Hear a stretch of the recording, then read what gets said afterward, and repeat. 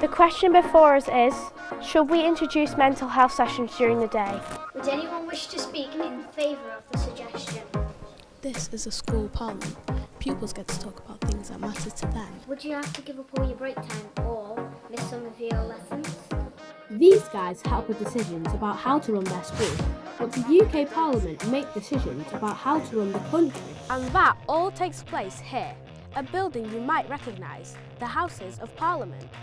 Parliament is made up of three elements: the House of Commons, the House of Lords and the Monarch, or King. Members of the House of Lords either inherited their seats or were chosen by government. The House of Commons is made up of Members of Parliament, or MPs for short. They are voted in by UK adults. MPs debate the big issues of the day and propose new laws, which have to get approved by the Lords and the King. Keir Starmer is the Prime Minister. His political party, Labour, got the most elected MPs in the last general election. The Prime Minister works with a team of other leaders, called the Cabinet. Whilst the adults are running the country, let's go back to hear about pupil parliament in Chorley. This school have their very own parliament, made up of a Primary Minister, Eliza, and other key cabinet ministers. I'm Primary Minister, so I keep everything running as it should be, and I read out the bills in assembly to say if we're going to achieve this or if we're not. My role is Deputy Primary Minister, so I have to empty out the suggestion box because everybody in school has a chance to put in a suggestion if they want something changed at school. What have you learned and found most enjoyable about taking part in your school parliament? The most enjoyable is probably controlling the meetings because you get to say order. And today, to mark UK Parliament Week, they're expecting a very special visitor.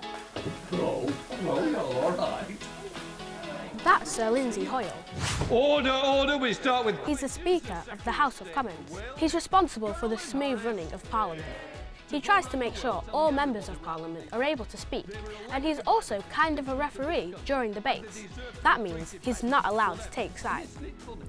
I usually watch Lindsay Hoyle on TV, but now he's right in front of me in person and it's really exciting. What did you think about the school parliament today? I was so inspired today. I've got something to take back to Parliament. It's young people being involved, showing the skills they've got, using their voice to inspire others, and the fact that they were willing to stand up and challenge each other. That, to me, is everything what debating is about. I've got to say, the future of democracy is safe, if anything like we've seen today. And say children at home wanted to get involved in politics in the future, what advice would you give to them? You can be the decision maker of the future. And I'd say, look, get involved. It's exciting. And I always say to young people, you can make a difference.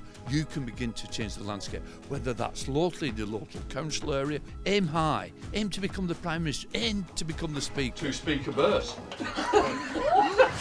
School parliament is finished for the day, and I was expecting it to be way more noisy and chaotic than it actually was, but instead they were super professional and respectful. Mr. Speaker!